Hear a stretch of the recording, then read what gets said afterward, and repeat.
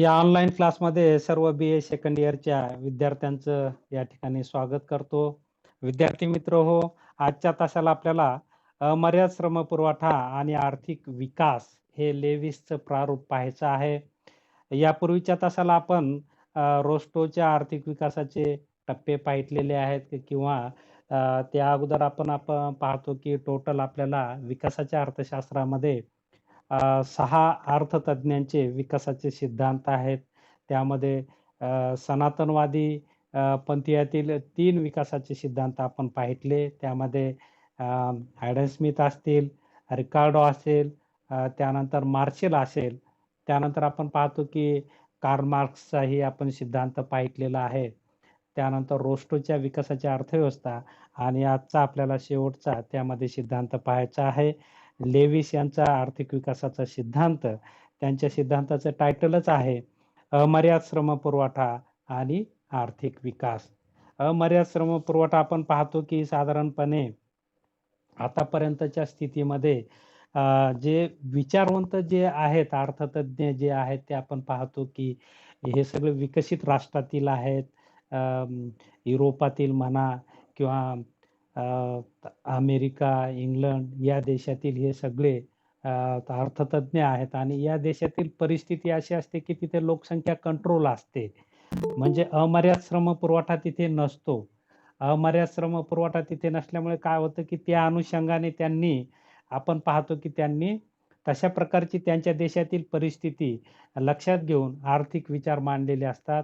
परंतु तीच परिस्थिती इतर देशांमध्ये असेल असे काही सांगता येत नाही. आपण पाहतो की जगामध्ये असे अनेक राष्ट्र आहेत की ज्यामध्ये लोकसंख्येचा पुरवठा मोठा असतो किंवा लोकसंख्येचं प्रमाण फार मोठं असतं. अतिरेकी लोकसंख्या असते. त्यामध्ये विशेषतः जे जगामध्ये विविध खंड आहेत त्यामध्ये आशिया खंडात आपण पाहतो की वाढत्या लोकसंख्येचा एक अतिरिक्त ताण अर्थव्यवस्थेवर येत आहे आणि विशेषतः आपण पाहतो की ही सगळी अतिरिक्त लोकसंख्या शेती क्षेत्रावर जास्तीत जास्त अवलंबून आहे आणि त्यामुळे शेती क्षेत्रामध्ये छुपी बेकारी निर्माण होऊन श्रमिकांची सीमांत उत्पादकता जवळपास शून्य त्या ठिकाणी असते. मग अशा प्रकारची ही समस्या दूर करण्यासाठी लेविस यांनी अशा प्रकारचं हे प्रारूप मांडलेलं आहे की अर्धविकसित राष्ट्र जे असतात त्यांच्यामध्ये ज्या समस्या असतात जे की अतिरिक्त लोकसंख्या आणि त्यामुळे अमर्याद श्रमपुरवठा तिथे उपलब्ध असतो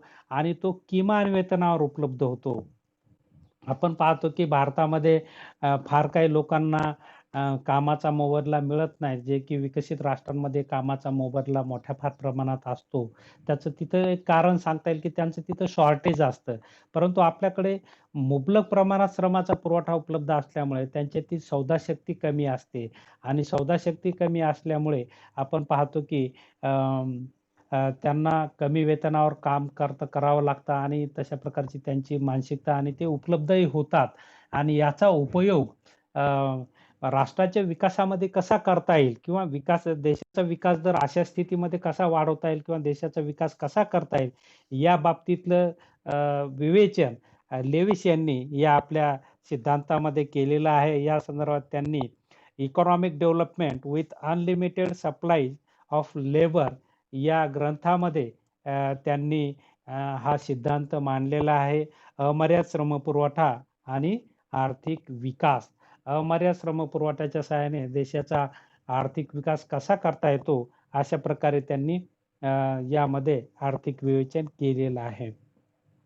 सुरुवातीच्या काळात त्यांनी जेव्हा अभ्यास केला त्यांनी म्हटलेलं आहे की सनातनवाद्यांच्या विचारांमध्ये निर्वाह वेतन अशा प्रकारची एक संकल्पना आलेली आहे, की त्या काळात आपण पाहतो की साधारणपणे 18वे शतक ते होते आणि त्या काळात आपण पाहतो की निर्वाह वेतन म्हणजे श्रमाचा मोबदला कमीत कमी असेल तर उत्पादन खर्च कमी येतो आणि उत्पादन खर्च कमी असेल तर वस्तूची किंमत कमी राहील आणि वस्तूची किंमत कमी राहील तर मागणी जास्त आणि मागणी जास्त तर विक्री जास्त, नफा जास्त आणि त्यामुळे संपत्तीचा संचय जास्त.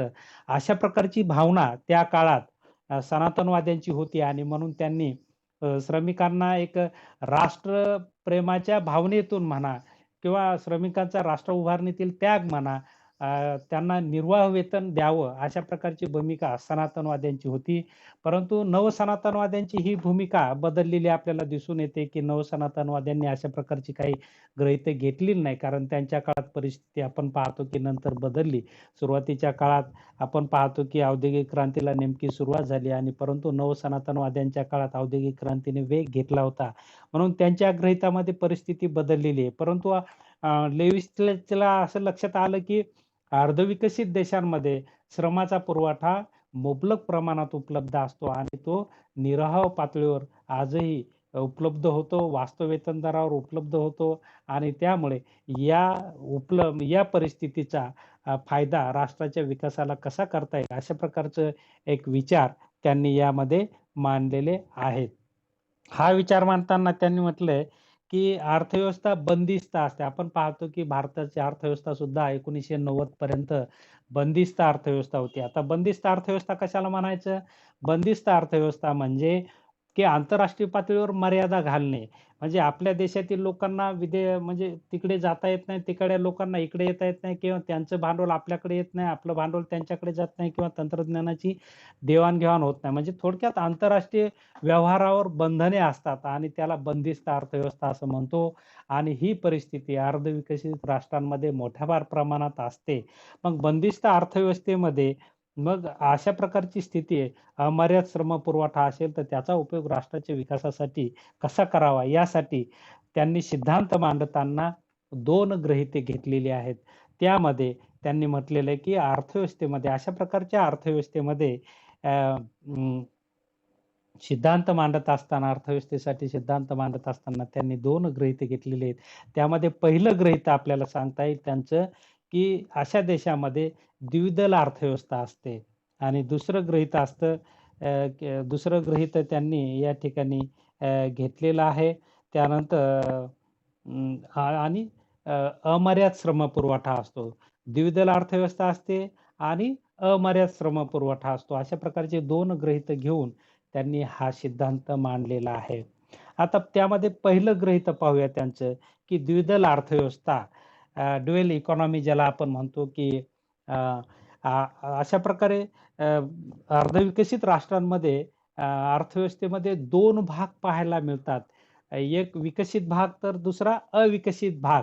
ज्याला आपण शहरी भाग आणि ग्रामीण भाग. आता शहरी भागातील लोकांना रोजगार लवकर मिळतो किंवा जास्त मोबदला असतो. ग्रामीण भागात त्याच्या उलट परिस्थिती असते. आपण पाहतो की ग्रामीण भागामध्ये रोजगार निर्मितीचं मुख्य साधन म्हणजे शेती आहे आणि शेतीकडे पाहण्याचा दृष्टिकोन आपण पाहतो की परंपरागत असतो. त्यामध्ये फार काही उत्पादन आणि उत्पादकता नसते आणि त्यामुळे त्यानुसार तिथे वेतन दर त्यांचे कमीच असतात. निर्वाह पातळीवरचे वेतन असतात आणि म्हणून आपण पाहतो की अशा प्रकारची 2 परिस्थिती राष्ट्रांमध्ये दिसून येते.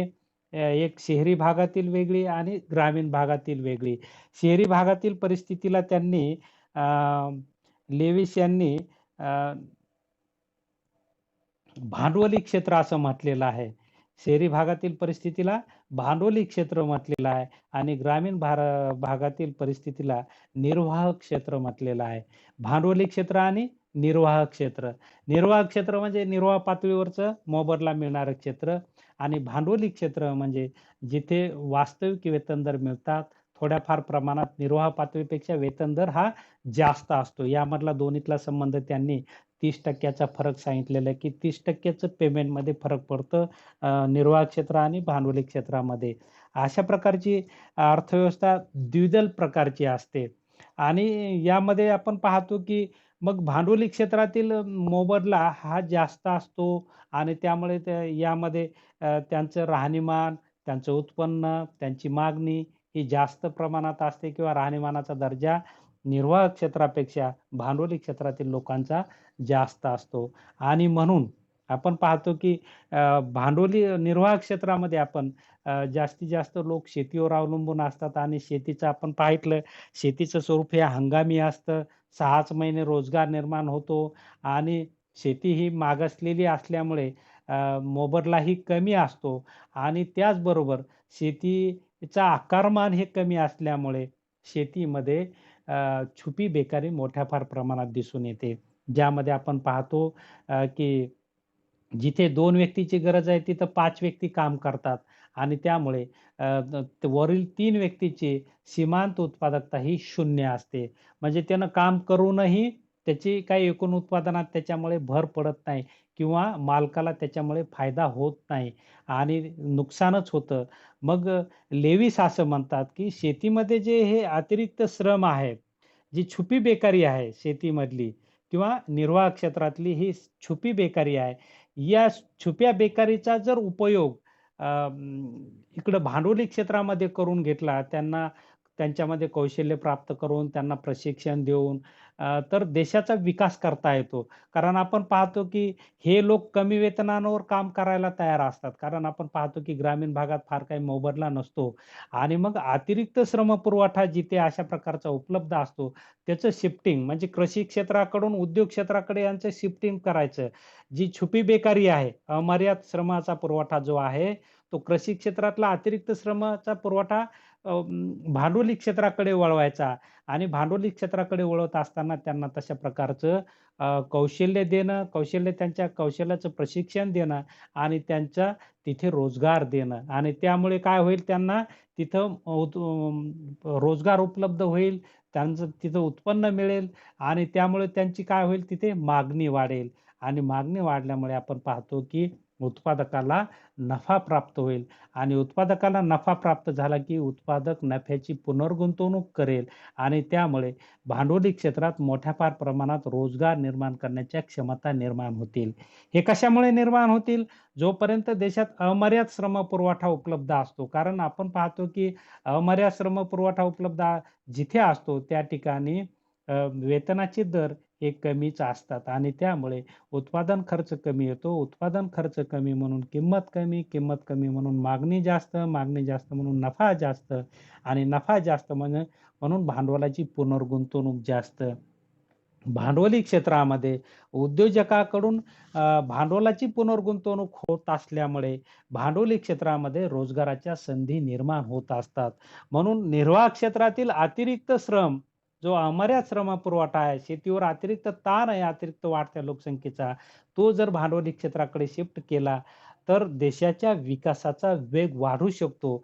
अशा प्रकारे लेविस यांनी अमर्याद श्रमपुरवठ्याचा उपयोग भांडवली क्षेत्रामध्ये जर करून घेतला, तर राष्ट्राच्या जी-डी-पीत वाढ होऊ शकते. अशा प्रकारे त्यांनी म्हटलेलं आहे आणि त्याचबरोबर लोकांच्याही क्षमता विकसित होतील, लोकांचंही उत्पन्न वाढेल, लोकांचंही दरडोई उत्पन्न वाढेल आणि एकंदरीत देशाचा विकास वाढू शकतो, असं त्यांनी म्हटलेलं आहे. कारण आपण पाहतो भांडवली क्षेत्र आणि निर्वाह क्षेत्रामध्ये भांडवली क्षेत्रामध्ये थोडं पेमेंट जास्त असतं निर्वाह क्षेत्रापेक्षा आणि त्यामुळे लोकांचं उत्पन्न वाढेल. लोकांचं उत्पन्न वाढलं की उपभोग वाढेल. उपभोग वाढलं की मागणी वाढेल. मागणी वाढली की आपण पाहतो की अल्पकालीन डेव्हिस म्हणतात मागणी वाढल्यामुळे अल्पकालीन किमती जरी वाढल्या, परंतु दीर्घकाळात त्याबरोबर पुरवठा वाढेल आणि वाढत्या किमती ह्या स्थिर होतील आणि त्यामुळे अर्थव्यवस्थेचा विकास चालू राहील. म्हणजे अर्थव्यवस्थेमध्ये जोपर्यंत अमर्याद श्रमपुरवठा कमी मोबदल्यावर उपलब्ध होतो, तोपर्यंत त्यांचं जर अशा प्रकारे भांडवली क्षेत्राकडे शिफ्टिंग केलं आणि नफ्याची पुनर्गुंतवणूक होत गेली, तर अर्थव्यवस्थेचा विकास चांगल्या पद्धतीने करता येतो. अशा प्रकारची भूमिका त्यांनी मांडलेली आहे. त्यांचं दुसरं गृहीता आहे अमर्याद श्रमपुरवठ्याचं आपण पाहिलं की अर्धविकसित देशांमध्ये वाढती लोकसंख्या असते आणि त्यामुळे मोठ्या फार प्रमाणात श्रमपुरवठा असतो आणि या लोकांची मानसिकता कशी असते की कमी मोबदल्यावर काम करण्यासाठी हे लोक तयार होत असतात आणि त्यामुळे यांचं निर्वाह वेतन आपण पाहतो की निर्वाह वेतन ग्रामीण भागामध्ये निर्वाह वेतन मिळतं आणि यांचा उपयोग जर आपण तशा प्रकारे जर भांडवली क्षेत्रामध्ये करून घेतला तर मोठ्या फार प्रमाणात एकतर बेकारी कमी होईल आणि राष्ट्र विकासासाठी त्यांची मदतही होईल, त्यांचा हातभारही मिळेल. फक्त त्यांना कौशल्य द्यावं लागेल, त्यांच्यामध्ये कौशल्य निर्माण करावे लागतील आणि कौशल्य जर निर्माण केलं तर त्यांना रोजगाराच्या संधी प्राप्त होतील. त्यांच्या रोजगाराच्या संधी ह्या राष्ट्र विकासासाठी उपयुक्त ठरतील. अशा प्रकारची त्यांनी विचार यामध्ये मांडलेले आहेत. यामध्ये त्यांनी एक आकृती सुद्धा दिलेली आहे. काल आपण आकृती पाहिलेली आहे. ती आकृती वाटल्यास तुम्हाला मी शेअर करेल. त्यानंतर त्यांनी हे 2 गृहीते म्हणजे द्विदल अर्थव्यवस्था असते. द्विदल अर्थव्यवस्थेमध्ये भांडवली क्षेत्र आणि निर्वाह क्षेत्र. निर्वाह क्षेत्र म्हणजे ग्रामीण भागात कृषी आधारित क्षेत्र किंवा ग्रामीण भाग आणि दुसरं भांडवली क्षेत्र म्हणजे शहरी भाग जिथं उद्योग असतात. मग ग्रामीण भागात लोकसंख्या जास्त असते, मर्यादित श्रमपुरवठा असतो आणि त्याचा उपयोग राष्ट्राच्या विकासात करण्यासाठी मग हे लोकं बसून ठेवण्यापेक्षा त्यांची उत्पादकता वाढवण्यासाठी हे जर भांडवली क्षेत्राकडे शिफ्टिंग केले, तर भांडवली क्षेत्रामध्ये उत्पादन वाढेल आणि त्यामुळे त्यांना नफा मिळेल. नफ्याची पुनर्गुंतवणूक होईल आणि त्यामुळे अ, पुनर्गुंतवणूक झाल्यामुळे राष्ट्राचा विकास होऊ शकतो, असं त्यांनी म्हटलेलं आहे. म्हणजे हे कुठपर्यंत चालू राहतं, जोपर्यंत देशामध्ये अतिरिक्त श्रमपुरवठा असतो, तोपर्यंत देशाचा विकास हा करता येतो, असं त्यांनी सांगितलेलं आहे. त्याचबरोबर अ, भांडवल उभारणीचे स्रोत देखील त्यांनी सांगितलेले, की भांडवली क्षेत्रामध्ये भांडवल उभारणी झाली पाहिजे. आता हा सिद्धांत मांडत असताना त्यांनी दोन्हीही क्षेत्राचा विचार केलेला आहे. खाजगी क्षेत्र, सरकारी क्षेत्र या दोन्हीही क्षेत्राचा त्यांनी विचार केलेला आहे, की या दोन्ही क्षेत्राच्या माध्यमातून अर्धविकसित राष्ट्रांमध्ये गुंतवणूक होत असते. आपण पाहतो, की भांडवली क्षेत्रामध्ये भांडवलदार नफ्याच्या प्रेरणेने काम करतो. नफा मिळवला की नफ्याची पुनर्गुंतवणूक करतो. यातून पुन्हा रोजगाराच्या संधी निर्माण होत असतात आणि त्यामुळे शिफ्टिंग झालेल्या लोकांना अमर्याद श्रमपुरवठा झालेल्या लोकांना आपण पाहतो की रोजगार उपलब्ध होतो. त्यामुळे त्यांचं उत्पन्न वाढतं. उत्पन्न वाढल्यामुळे आपण पाहतो की त्यांची मागणी वाढते आणि देशाचा विकास होत असतो. त्याचबरोबर भांडवली क्षेत्रातल्या लोकांचं भांडवल कमी पडलं खाजगी क्षेत्रातील, तर सरकार सुद्धा मोठ्या फार प्रमाणात भांडवल गुंतवणूक करू शकतं. त्याचबरोबर बँकाही मोठ्या फार प्रमाणात पतनिर्मितीच्या माध्यमातून मोठ्या फार प्रमाणात भांडवल उभारणी करू शकतात आणि त्यातून रोजगाराच्या संधी निर्माण झाल्या तर लोकांचं उत्पन्न वाढू शकतं आणि उत्पन्न वाढलं तर उपभोग, मागणी या सगळ्या गोष्टी वाढू शकतात आणि देशाच्या विकासाला चालना मिळते, असं त्यांनी सांगितलेलं आहे. परंतु भांडवल उभारणीला त्यांनी काही मर्यादाही सांगितलेल्या आहेत, की भांडवल उभारणी आपण पाहतो, की ही कशावर अवलंबून असते? नफ्यावर अवलंबून असते. खाजगी उत्पादकांना किंवा सरकारला जोपर्यंत नफा मिळतो, तोपर्यंत भांडवल उभारणी होते किंवा नफ्याची पुनर्गुंतवणूक होते भांडवल म्हणून. म्हणून नफा मिळत गेला पाहिजे. जोपर्यंत अर्थव्यवस्थेमध्ये अमर्याद श्रमपुरवठा असतो, तोपर्यंत भांडवलदारांना नफा मिळत राहतो. म्हणून राष्ट्रामध्ये अमर्याद श्रमाचा पुरवठा राहिला पाहिजे, ज्यामुळे नफा मिळेल उत्पादकांना आणि नफ्याची पुनर्गुंतवणुकीतून भांडवल उपलब्ध होईल. कारण त्यांनी सांगितलंय, की देशामध्ये 10% लोकांकडेच 40% संपत्ती असते आणि हेच श्रीमंत लोकच भांडवलाची उभारणी करू शकतात. कारण आपण पाहतो, की श्रमिकाकडे श्रमाशिवाय दुसरं कुठलंही साधन नसतं भांडवल उभारणीचं आणि म्हणून भांडवल जर उभारणी अर्थव्यवस्थेमध्ये भांडवलाची उभारणी ही उद्योजकाकडूनच होत असते आणि त्यांना जोपर्यंत नफा मिळतो तोपर्यंतच होत असते आणि हे नफा अतिरिक्त अमर्याद श्रमपुरवठ्यावरच अवलंबून असतो आणि म्हणून जोपर्यंत अर्थव्यवस्थेमध्ये अमर्याद श्रमपुरवठा उपलब्ध होतो तोपर्यंत भांडवल गुंतवणूक ही चालू राहते. परंतु यावर मर्यादा येतात. ते म्हणतात, की यामध्ये नफ्यामध्ये घट झाली, वस्तूच्या किमती वाढल्या, उत्पादन खर्च वाढला किंवा तेजी-मंदीची चक्रे आली तर त्यामध्ये हे डिस्टर्ब होऊ शकतो. तर त्यासाठी त्यांनी एक त्याला पर्याय सांगितलेला आहे, की अर्थव्यवस्था अशा वेळेस खुली करणे. खुली अर्थव्यवस्था केल्यामुळे विदेशातून श्रमाचा पुरवठा करणे, अमर्याद श्रमाचा पुरवठा मग कंटिन्यू राहील आणि त्यामुळे उत्पादकाला पुन्हा नफा मिळेल आणि पुन्हा उत्पादकाकडून नफ्याची पुनर्गुंतवणूक होऊन अर्थव्यवस्थेचा दीर्घकालीन विकास अशा प्रकारे करता येतो. म्हणजे खुली अर्थव्यवस्था ही हा एक पर्याय त्यांनी भांडवल उभारणीच्या मर्यादेला सांगितलेला आहे, की ज्यामधून अ, अमर्याद श्रमपुरवठा सातत्याने उपलब्ध राहील.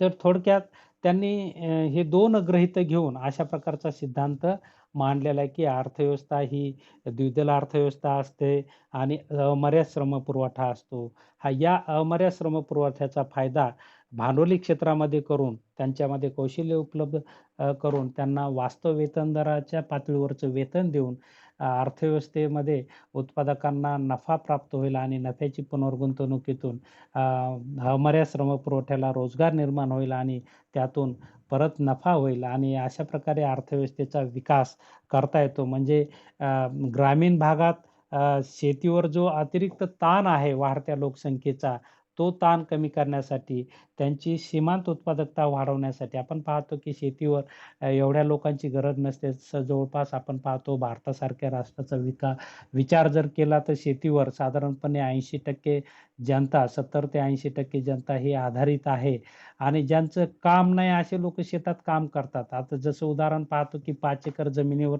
साधारणपणे ही 5 एकर जमीन 2 व्यक्ती चांगल्या पद्धतीने करू शकतात. त्यांची उत्पादकता त्यामध्ये चांगली राहू शकते. परंतु तिथे जर 10 व्यक्ती काम करत असतील तर 8 लोकांचं तिथे काम नाही. याचा अर्थ त्यांनी काम करूनही उत्पादनात भर पडत नाही आणि म्हणून ही छुपी बेकारी याचा राष्ट्र विकासामध्ये हातभार लावण्यासाठी यांची उत्पादकता वाढवण्यासाठी मग हेच लोकं जर भांडवली क्षेत्राकडे त्यांना प्रशिक्षण देऊन शिफ्टिंग केलं, एक तर त्यांचं वेतन वाढेल आणि त्यांचं वेतन वाढल्यामुळे त्यांचा राहणीमानाचा दर्जा वाढेल. म्हणजे मानव विकास घडून येईल, लोकांच्या दरडोई उत्पन्नात वाढ होईल आणि राष्ट्राचाही विकास होईल. अशा प्रकारचं त्यांनी अमर्याद श्रमपुरवठ्याच्या माध्यमातून राष्ट्राचा विकास कसा करायचा हे त्यांनी सांगितलेलं आहे आणि अशा प्रकारचा हा त्यांचा आर्थिक विचार आपण पाहतो की भारतासारख्या देशाला निश्चितच मार्गदर्शक आहे, उपयुक्त आहे, हे आपल्याला म्हणता येईल. की यामध्ये एक आकृती आपण पाहूया की त्यांनी आकृतीच्या सहाय्याने विश्लेषण केलेलं आहे. यापूर्वीही आपण ती आकृती पाहितलेली आहे.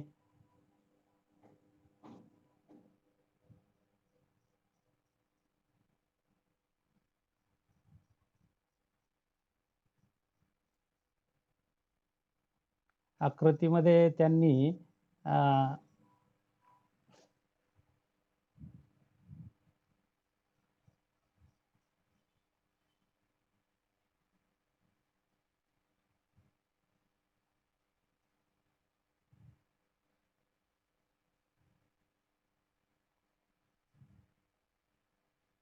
ही आकृती या ठिकाणी त्यांनी दिलेली आहे त्यांच्या सिद्धांतामध्ये.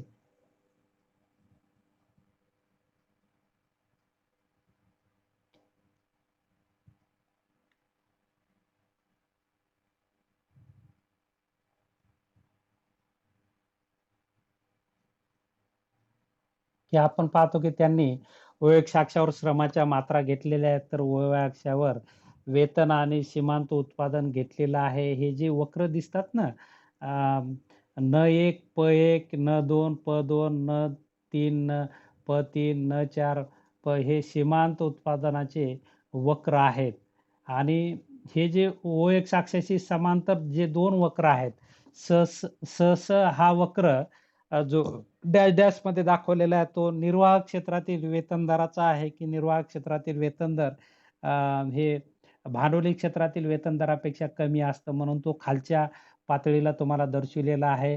तर व हा वक्र हा भांडवली क्षेत्रातील वेतन दर दर्शवितो. व हा वक्र भांडवली क्षेत्रातील वेतन दर दर्शवितो. आपण पाहतो की समजा अर्थव्यवस्थेमध्ये अमर्याद श्रमपुरवठा आहे.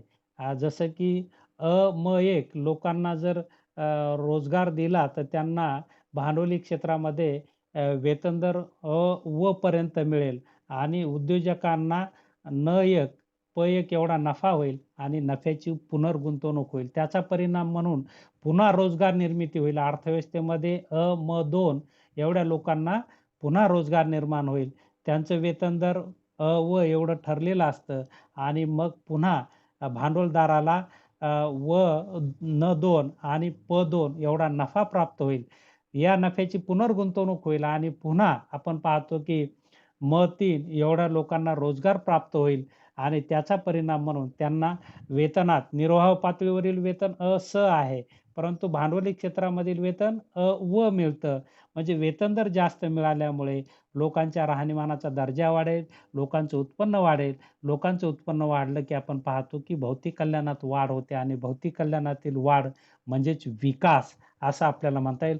अशा प्रकारे अ, वच्या वरचा जो भाग आहे, तो उद्योजकांच्या नफ्याचा भाग आहे.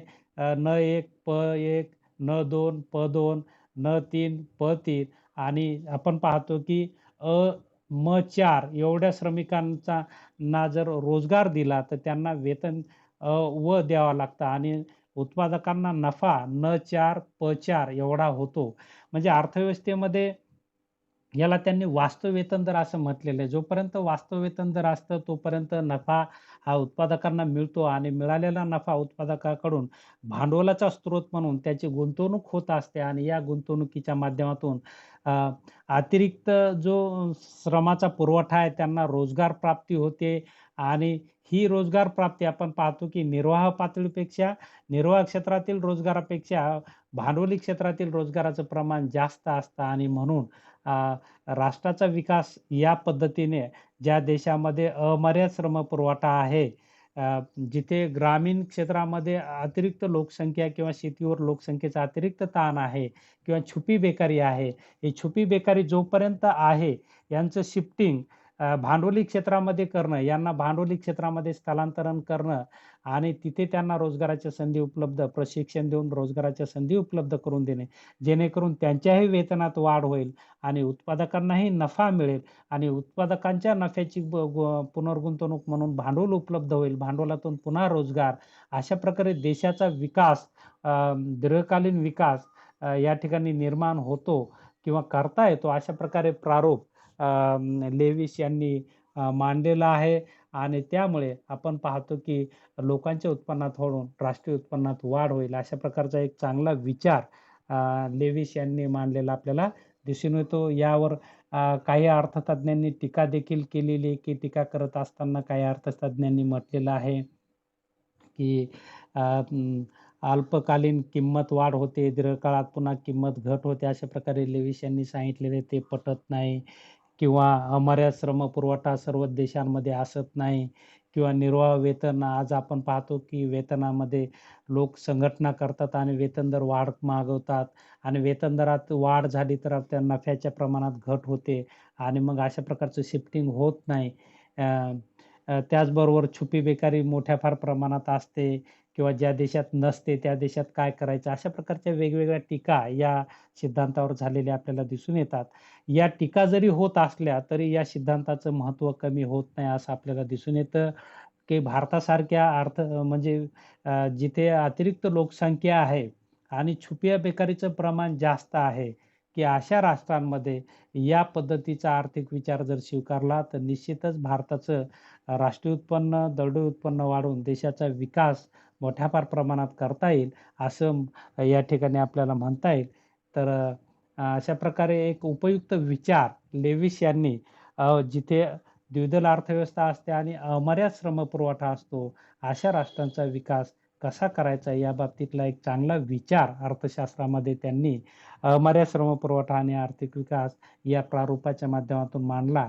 अ, तर आपण या क्लासला उपलब्ध झालात, शांतपणे ऐकून घेतलं, त्याबद्दल आपल्या सर्वांचे आभार व्यक्त करतो आणि या ठिकाणी थांबतो. धन्यवाद.